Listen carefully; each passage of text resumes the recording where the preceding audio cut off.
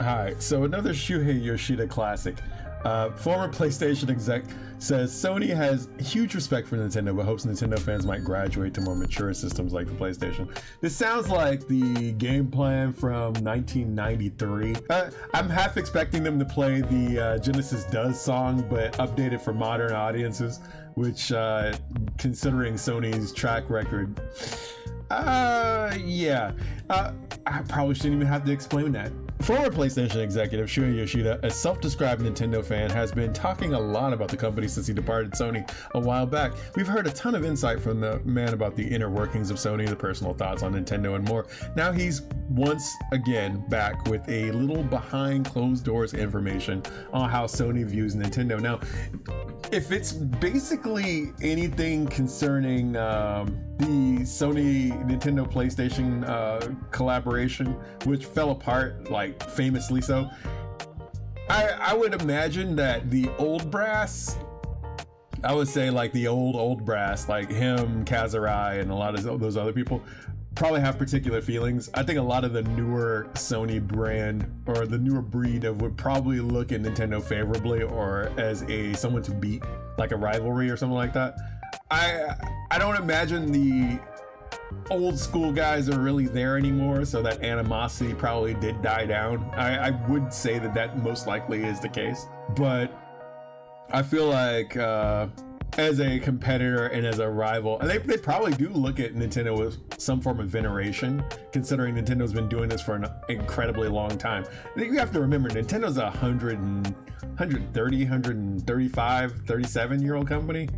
I have to actually look up the exact number, but they've been doing this for a very long time. They've made a lot of missteps and they've made a lot of successes. Even if they failed 4 console generations straight, they would still have enough money to continue on as a company.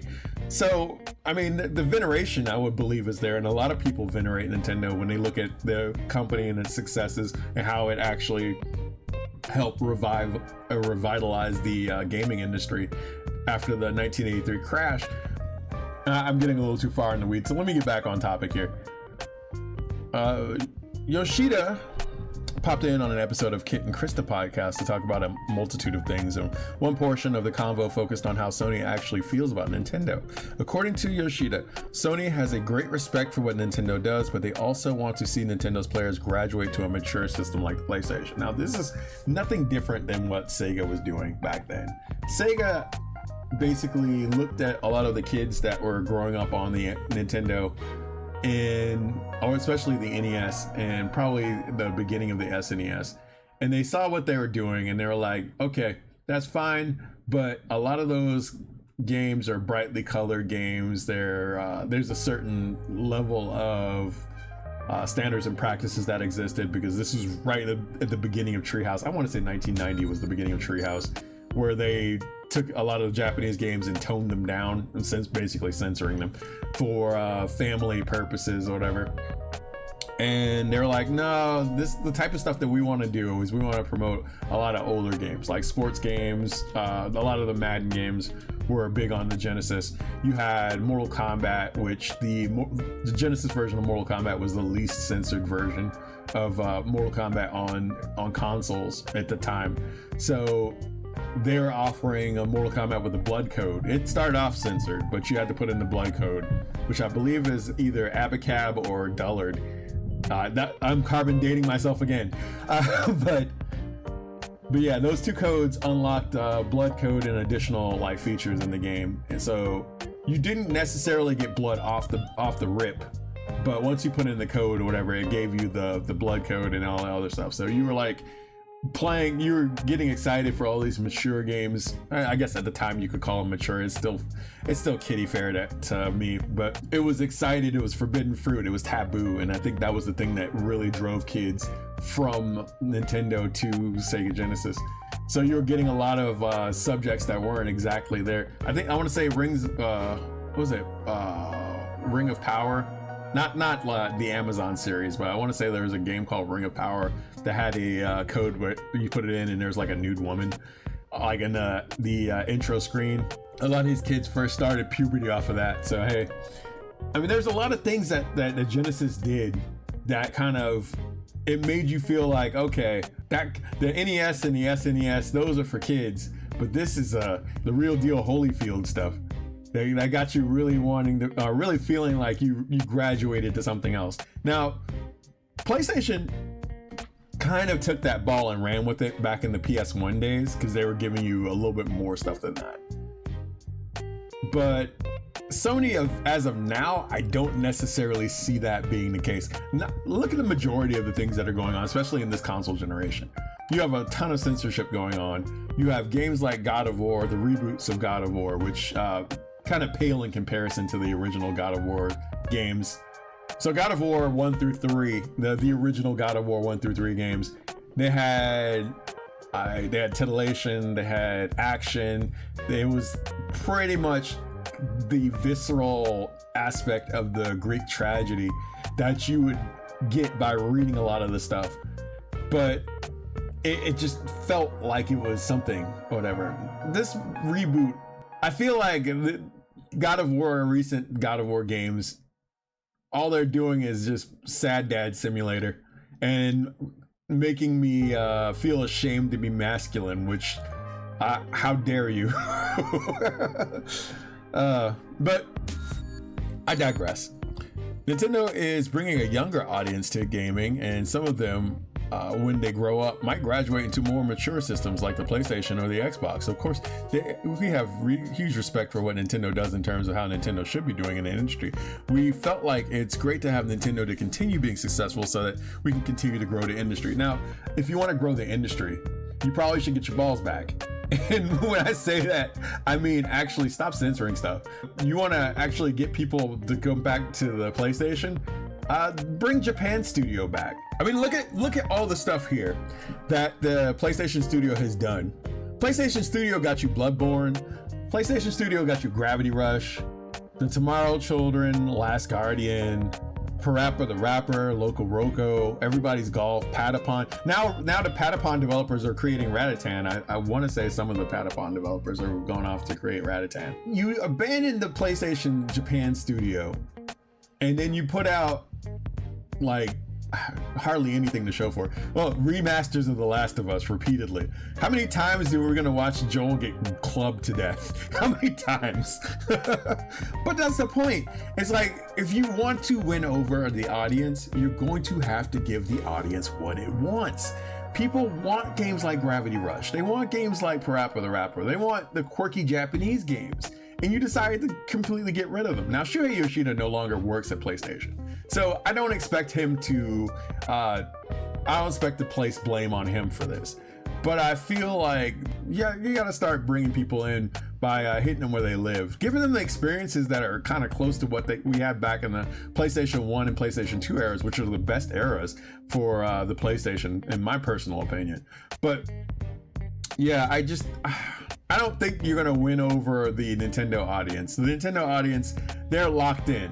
If $80 games isn't scaring them off, or if $80 Mario Kart's not scaring anybody away, then clearly there's something else that you need to do in order to get that audience. I've noticed during the State of Play that Sony has been definitely pushing towards trying to win back a lot of their audience with more features, more quirky stuff, a lot of Japanese stuff, a lot of things that were kind of absent from previous State of Plays, and that's good. That's good. That you should keep doing that.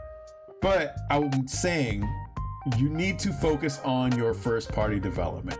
Focusing on third party development is not going to save you. It's not going to make things better. And I'm being deadly honest when I say that, mainly because we've seen Nintendo focus on third parties, like during the GameCube era and during the, I want to say the N64 era. They focused on third parties. Third parties ultimately abandoned them for PlayStation, which was funny because, what was it? Square Enix, it was Squaresoft at the time, they were planning on making a Final Fantasy VII using the Nintendo 64 architecture. They had actual tests that they put out there that were showing what they can do. Like I think there was like a test with Locke and some of the Final Fantasy VI characters. And then Sony pretty much gave them a better offer, gave them the run of the hardware, and then they found out what they could do, and they decided to go and do something else with that. If you want to win people over, you're going to have to actually prove that you can put out something that people are interested in. And Final Fantasy remakes and like The Last of Us in perpetuity is not it. You're going to have to actually make some new things. You're going to have to actually get people on board. You got to start embracing the PlayStation that you were, not the PlayStation that you've become. So mature can mean a lot of things to a lot of people. If we are purely talking about M-rated games, we know that Nintendo platforms have played host to such titles for decades now. If we're talking about Nintendo themselves making mature games, that all depends on what the word mature means to you. I mean, yes, we've had Eternal Darkness. We had Hotel Dusk on the DS. We've had the Metroid Prime games, which are quite mature for what it's worth. Actually, Metroid Dread also kind of has a lot of mature stuff in there too. Like I don't really look at, and this is me a 40+ year old gamer, the maturity in games thing. That's such a childish thing to seek out, because when you're only worried about, oh, this is all kiddie stuff, whatever, and we should have more mature stuff, it kind of makes me wonder whether you understand like what really is I guess it's a game of priorities. So when I play games, especially when I was a kid, I worried about, oh yeah, other people are going to think I'm a kid playing kiddie games, blah blah blah.